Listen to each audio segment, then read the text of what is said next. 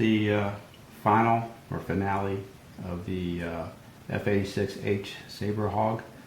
And we're going to call this one in the USAF service mode because I did go ahead and buy the companion kit from Special Hobby that actually has the decals for the United States Air Force over the Air National Guard.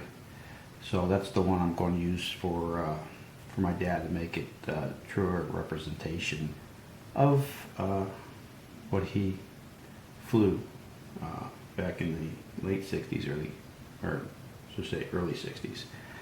So without further ado, here it is. It's the day before Christmas. I just happened to get it done just in time. I did kind of give it a little diorama feature to it to represent where he was stationed at, which was at Lackland Air Force Base. So I kind of made up a little runway and kind of turn this a little bit here for you. And actually the numbers I put on the runway represents the single runway over at Lackland Air Force Base. It's 15/33 on there. So basically maybe we'll start off with the diorama here part. I actually took some ceramic tile that I had left over from our bathroom. It started off with being white, so what I did is I did a little wet sanding to scratch it up a little bit, and then wiped it down and applied some Rust-Oleum primer, gray, and let that dry, and then I proceeded to spray some Krylon Cover Max, a pewter gray color, sprayed that down, give it that kind of glossy finish to it, and let that dry, and then I went ahead and masked everything off to simulate the illusion of stripes in the middle of the runway. So I spaced those out accordingly, and then actually got some numbered stencils for the end of the runway and painted those up as well to represent the runway numbers.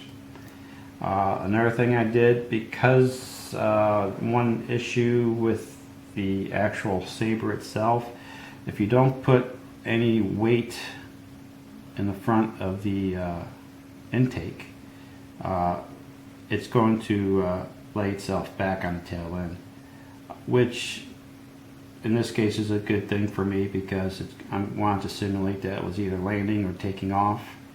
And so what I ended up doing, let me take this off the runway for a moment.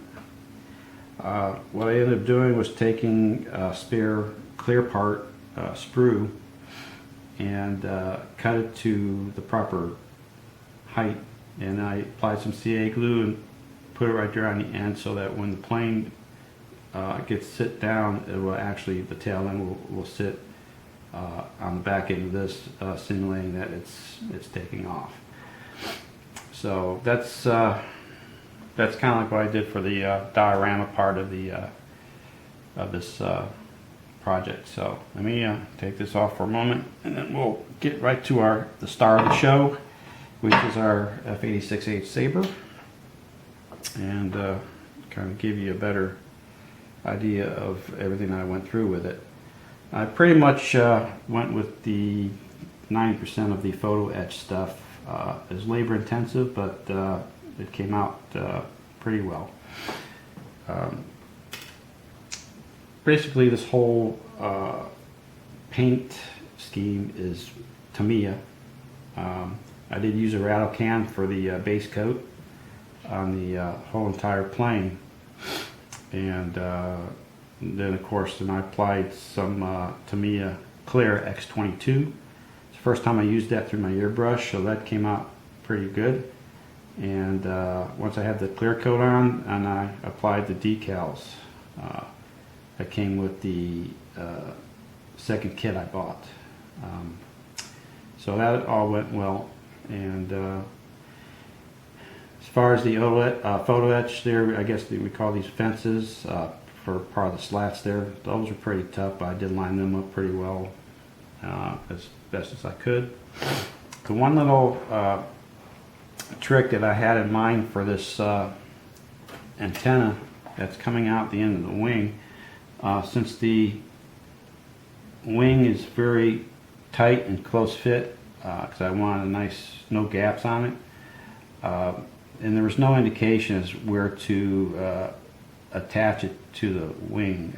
There was like a locator pin on the one end of the antenna, but there was really no placement for it on the other end of it. So what I did was, I don't know if you can see this or not, but this is actually kind of like a stick pin I got from my wife's sewing station. And what I did was I actually took a Bic lighter and I heated up the end of the steel end of the stick pin, and I went ahead and I basically applied it. I don't know if you can see this, but I can actually applied it right to the end, and the heat of the needle bored into the end of the wing, giving me a nice little hole to glue my antenna in. So that was one little trick that I thought of, and it worked out well. So now it's nice and stable.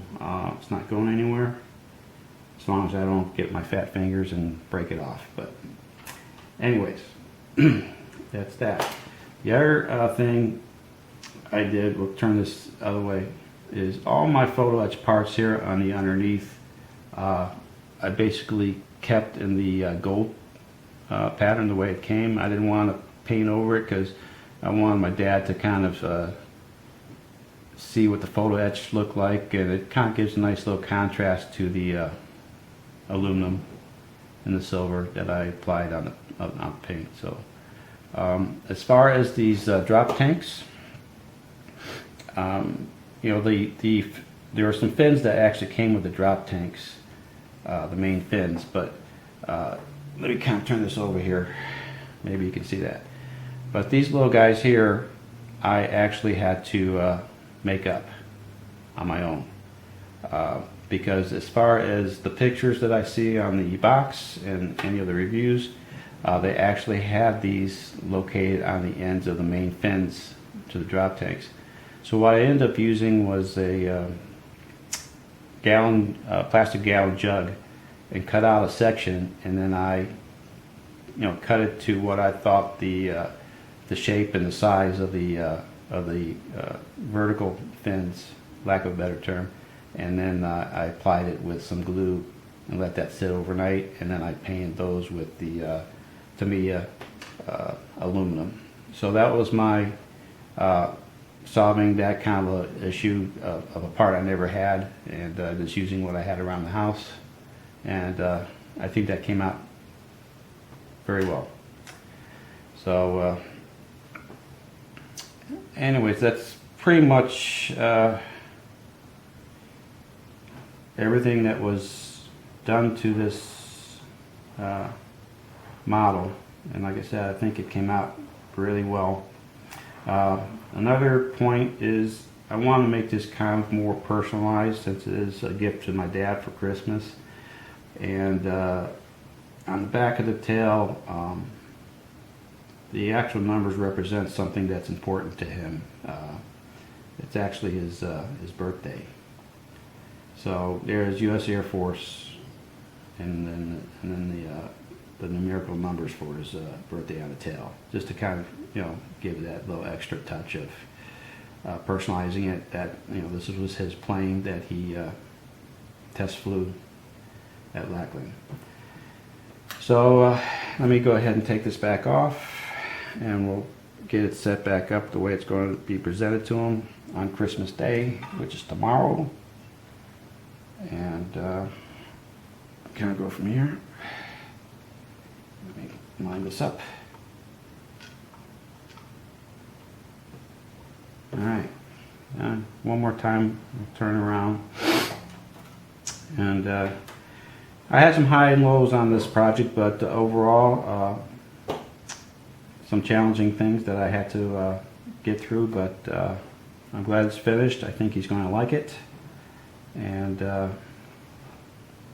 I think it'll be a good gift for him.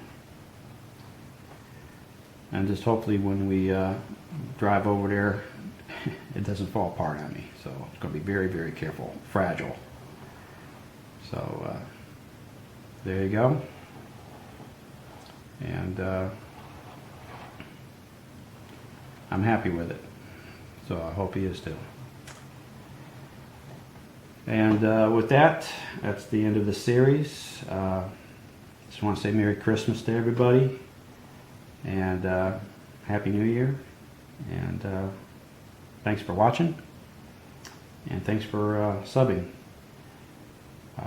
So with that in mind, have a nice day. And we'll see you in the new year. Later.